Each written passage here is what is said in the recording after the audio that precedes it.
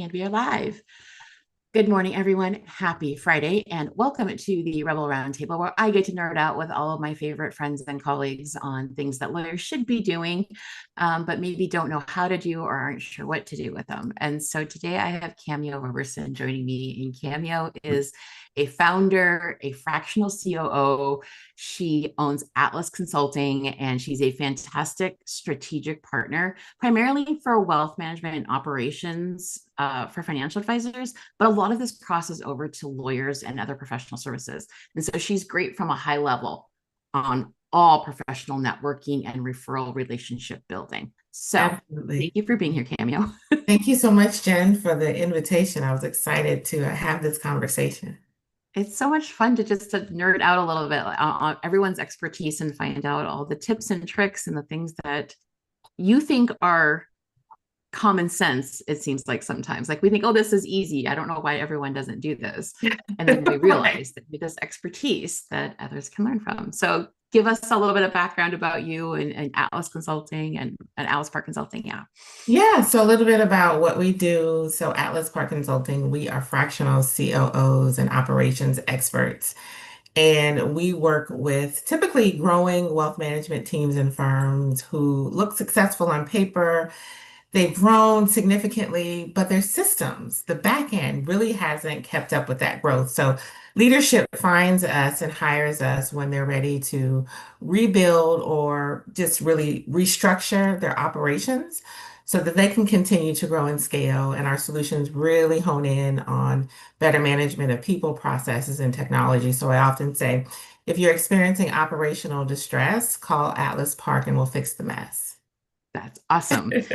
But it's very true. Like there's so many things that are intertwined together that we don't think about. And everyone's like, wait, what does this have to do with referrals? We're getting to that just a second. Yes. Because there's the foundation sometimes is cracked. And if you don't fix the foundation, then the other parts don't fall in. And I did call this no one owes you referrals because I like to be a little edgy sometimes. But I Uh-huh. also think that there's this tendency for I handed my business card out at an event. They should be sending me referrals type thing. So that's not what your philosophy is to know what you help with, right? Right. And it's interesting, about the operations piece, right? And getting referrals, right? And I think a lot of business owners don't realize how you run your business Yep. can be a direct reflection if you get referrals or not. If your colleagues know that you're not organized, or if they send someone your way and they're not really going to be well taken care of, Yep. that could sabotage you getting referrals because your Yep. business operations isn't where it needs to be. And I think maybe lawyers, maybe financial advice often think that we're kind of entitled to referrals, like, oh, we're in the same networking group, or I've been doing this the longest of the people doing this, so I should automatically get the referrals. And then they get upset when someone else gets the referral. And so I think some of it does go down to like the business operations and how they treat their clients. Yeah, absolutely. And like the topic is, nobody owes you referrals, right? You have to earn them. And what are you doing that's showing your network and your colleagues that you deserve these referrals, right? Because referrals really are a transfer of trust.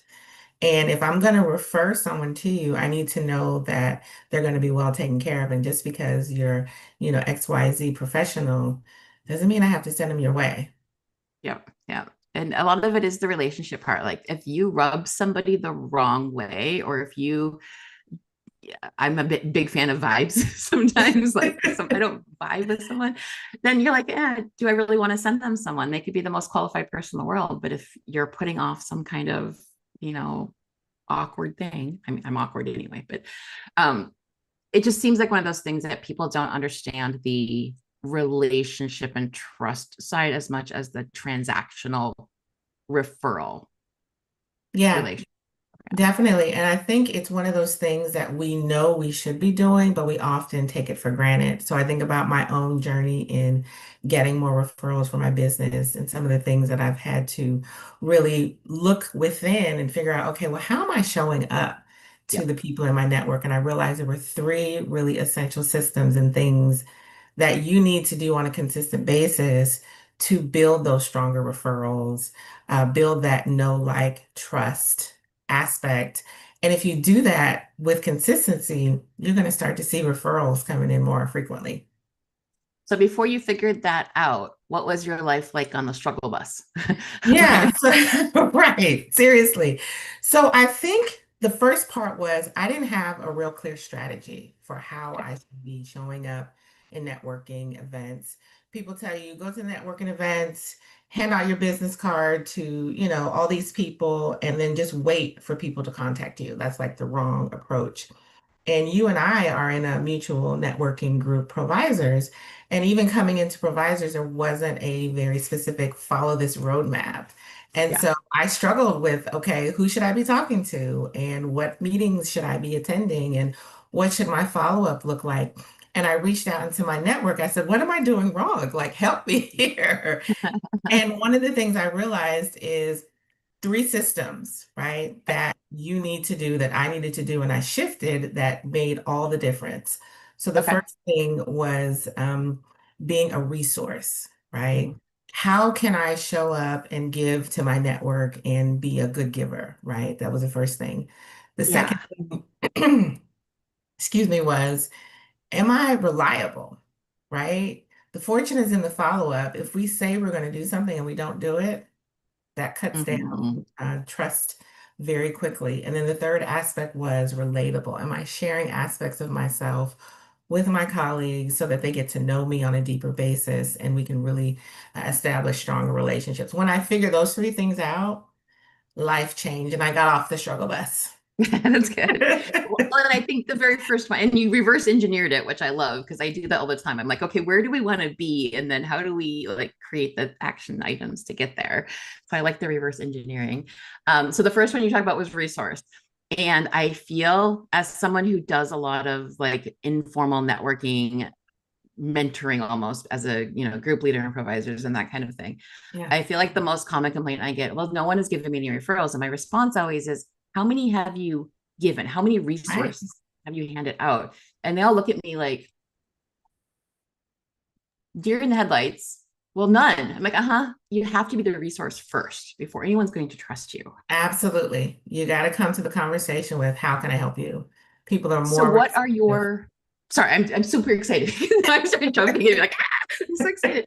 So what are like, and this is I think where people struggle is the Yeah, systems part of this. Like what are your, and I know some of them because I'm on your mailing list and I get your emails and I read love your it. newsletters. But what are some of your systems for being that resource, not to make it so that it's all ad hoc or one-off type thing? hmm Yeah, so a couple things I do. So after every conversation that I have with a colleague, one of my key questions is, how can I support you? Yeah.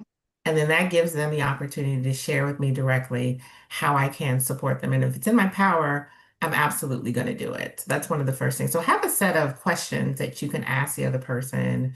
How can I support you? How can I be a resource?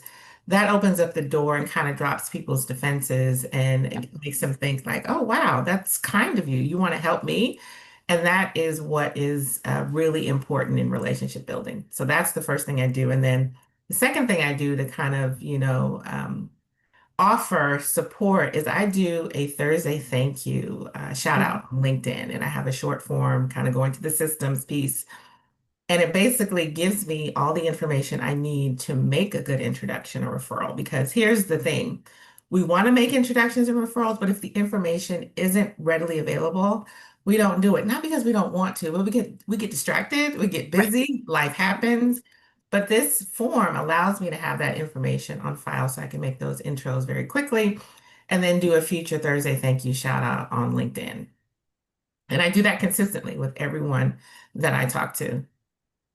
I think the consistency is really important. I not even getting into like LinkedIn and social media, all those things, but just the consistency. Like, oh, I need to post every day. I'm like, no, you need to do something consistently, whether that's Yeah. once a week and just do it consistently all the time. Just keep doing Absolutely. I did a presentation year before last, and one of the things that I said in that presentation was out of sight, out of referrals. it. Yep. So what are you doing to stay consistently visible to your network, to your colleagues where they think of you and can make those referrals? and you want them to think of you for the right things. I Hmm. know we both have probably experienced the referral that has nothing to do with what we, or it's a horrible referral, not a good client for us, and it's someone trying too hard, like they're trying to manufacture a referral because they're trying to create the system. So I Right. think training your network is really important to send you the right things and not overcompensate for things. Right. Right. And to that point, Jen, I think we have a responsibility to educate our Yeah. network on what is a good fit referral. Because to your point, people may start sending you all kind of things that aren't great. So take the time and let people know what a good referral looks like. And I've even taken it a step further because I realize not everybody is going to have an immediate direct client referral for Yep. me. Yep. And that's okay. There are Mhm. other value pieces that people can share with me, like speaking engagements, Yep. are one of them, introductions to other, colleagues that I should know that could become potential power partners. That's super valuable. When you give your audience options, Mhm. you increase those introductions and those referral possibilities. And one thing when you say, how can I help? I always telling like new people in the networking space, come to meetings with like ways that you either want to collaborate or ideas, like easy things that someone can do to help you. Because people really do want to help you if Hmm. you give them something that they can do. But everyone's like, oh, send me referrals. And like, don't start with that. Start with Right. like, can you be in my live stream? Or will you like, I need an introduction to a health benefits person. Do you know anybody who's great kind of thing? Like come to meetings with things that you could ask them for. Yeah, absolutely. You make their jobs a whole lot easier. Yeah. Well, and again, it's not manipulation. So people are like, oh, you're manipulating. I'm like, no, I'm coming prepared because everyone just asks for referrals, but no one can explain to me what their ideal referral is or just send me referrals. Hmm. That's the education part that you're talking about. So, Yep, uh, absolutely. and I know you love being a connector. Like I've heard I that from, do. yeah, you love being a connector. What makes you decide to introduce two people together? Yeah, so I think what I have just overall, I'm a good listener. And so Mhm. I listen very intently with, what people are doing, what work they're doing, as well as the clients that they serve. And I think, hmm, you should know this person. I just kind of connect the dots, right? So Yep. when you are having conversations with people, figure out one or two things unique about them and then how you can connect the dots for them. I'll give you a very quick example of this. So we have a mutual colleague, Darcy Smith, in our Mhm. providers group. And I met another exec, and Darcy is a recruiter for financial services professionals. And I met a business coach who also works with financial advisors in another networking group. And I got to listening to her one day, and she was like, yeah, I wish I had more resources for my Mhm. advisor clients. And I wish I knew, how to get access to more of those people. And I just thought, I said, well, Darcy does X. This woman does Y. There's some synergy there. I'm just going to make the introduction. I'm Mhm. just going to make the introduction and say, hey, I see some synergies here, but I'll let the both of you, explore further. And it was an amazing connection for the both of them. Yep. So just And I kind of connecting think, the dots there. yes, and I think connecting the dots is a little bit of an art.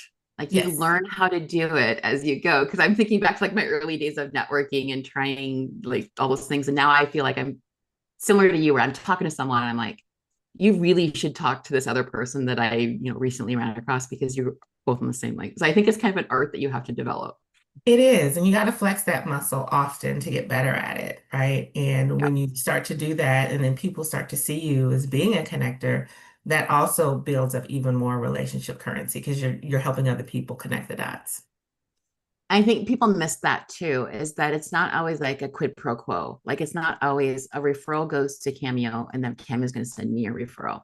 Yeah. Sometimes it's going to be Cameo made a great introduction to somebody, and 2 years later, that person is a great referral. You know what I mean? Like it's not always like a linear line back and forth. And I think people Oh, miss that. 100% agree with that. And I think busy professionals get that messed up and cut off future relationship possibilities because they think, well, I sent you a referral, you should send me one back.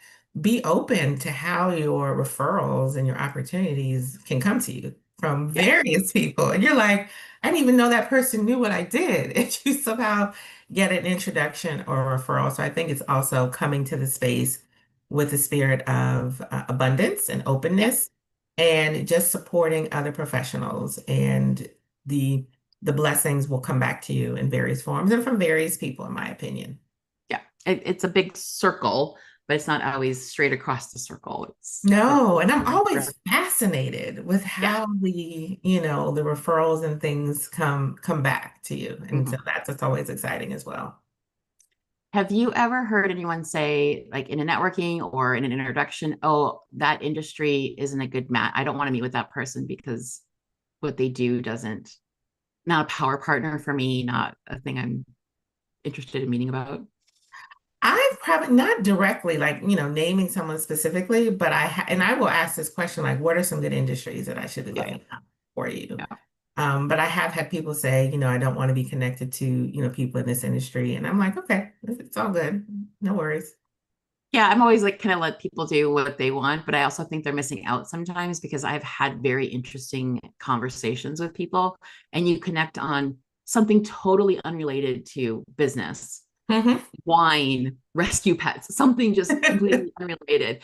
And they know somebody in that sphere that needs my service. Like, it's one of those things where you just never know where it's going to come from. And I think people miss out by being too narrow minded sometimes. Yeah, I agree. You just never know. And so being open can definitely keep the possibilities and the introductions more expansive for you. Yes, definitely. Is there there's so many questions about it. Is there like a relationship building activity that gives you like a really high return that no one ever really talks about? Do you have something that super high return? Yes, and this was during my struggle bus days Yeah. when I was trying to figure out how do I give my network value, stay top of mind without being annoying, right? Hmm. And that's when my Power Partners newsletter was born.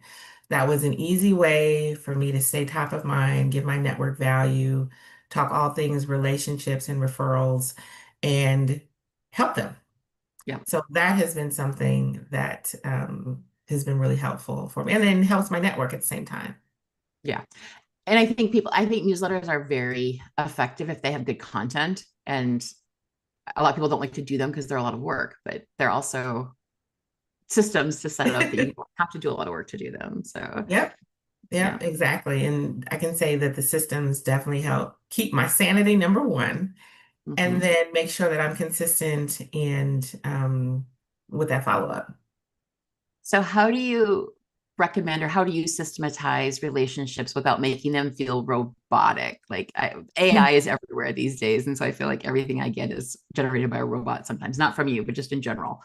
How do you keep the personality to it? Yeah, so I always try to reach out periodically. I have a list that I keep in my CRM of folks that I haven't talked to in a while, and maybe I might see their posts in social media, and then that'll prompt me to reach out. And we'll Mhm. schedule, a 20 to 30-minute coffee chat. If they're local to where I am, I may say, hey, let's meet for coffee. It's just those touch points. Things may Yeah. come through my email and, they've mentioned something, and I said, oh, I haven't talked to this person in a while. Let me reach out. And it's very organic. It's not scripted. It's just kind of, as things flow through. But I am very much aware, right? So I don't Yes. turn that part of my brain off. No, I'm always looking to connect with colleagues, in particular those I haven't spoken to a while, and say, hey, how you doing? What's new in your world? How can I, help anything, going on you want me to help you with? And that helps build the relationships even more organically and staying top of mind. Very cool. So if like where do you start with someone like a financial advisor, professional services comes to you and they're like, I need you, but I don't know what I need you for kind of thing. Where do you start with them? Yeah, so on the operations side, usually there's some sort of trigger event that has Yeah. happened, right, with the wealth managers. Maybe a key team member just gave notice. Maybe you realize that there's a team member that you need to sever ties with. Unfortunately, these things happen. Mhm. Or maybe you're like, you know what, the business feels heavy and I don't know exactly what we need to do, but we need to fix it. So that's usually kind of a starting point where wealth managers can, work with us.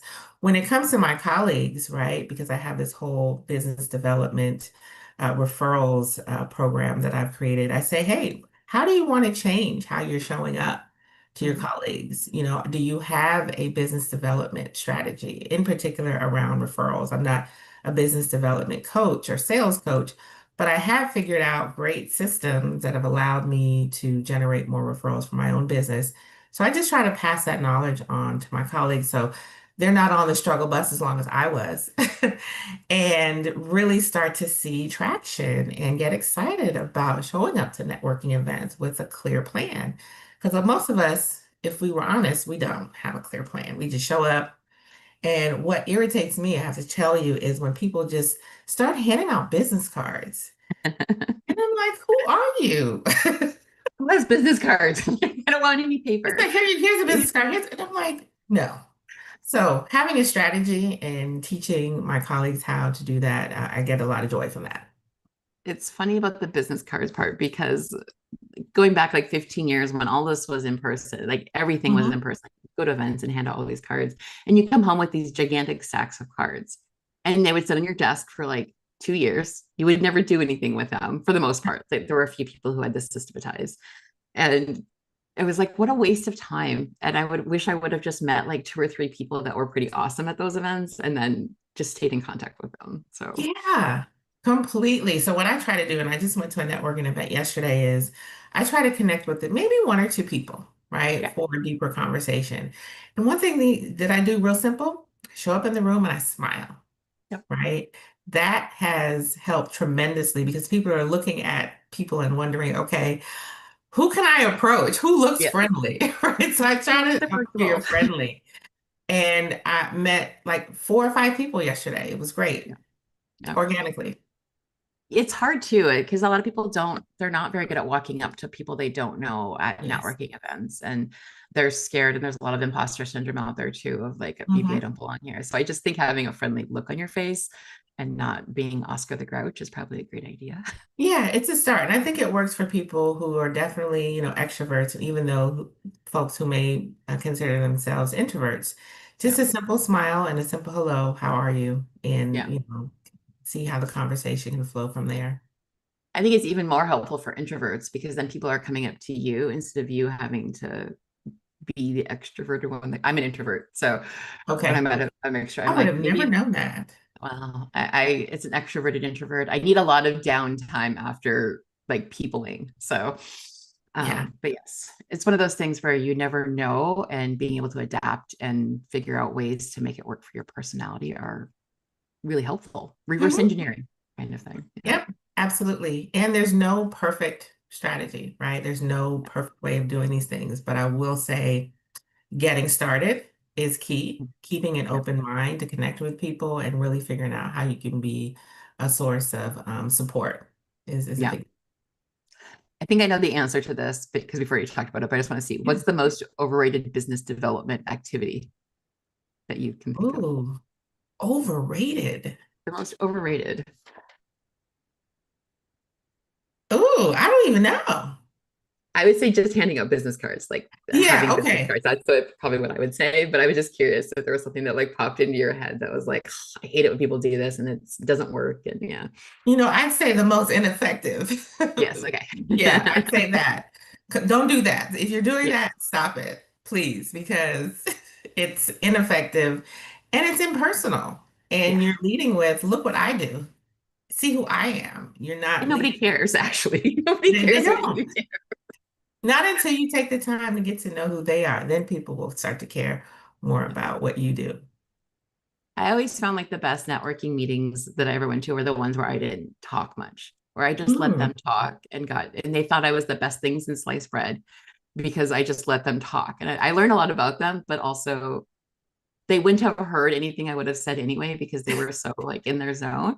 But they remembered how great they felt after our meeting. And so that's one of those things that was always interesting to me if I just listen to people talk sometimes. Yeah, it's a balance. I mentioned earlier, I'm a great listener, and so I often will defer and let people talk, right? Yeah. But I've learned to try to have more balance with that. So I'll let people talk, but then based upon maybe something they've said, then I will Yeah. interject and, try to share more about what I do because people can try to monopolize They the can. Yes. conversation sometimes. Yes.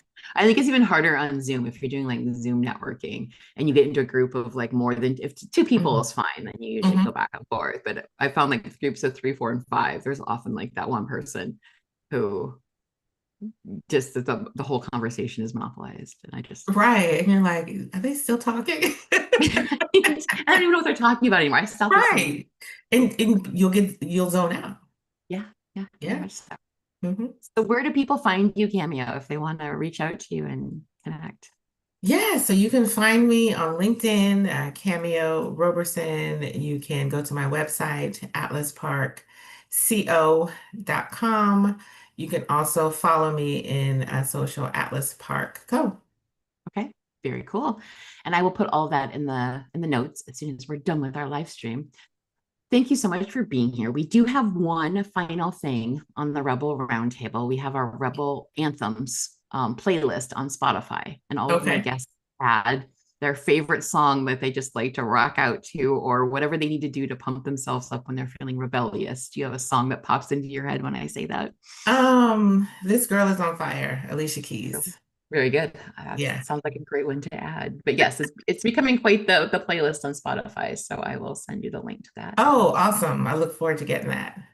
But thank you for being here. I really appreciate your time and nerding out with me on referrals and networking and systems. I appreciate it. My pleasure, Jen. This was a great conversation. I really appreciate the invitation to speak to you and to your audience.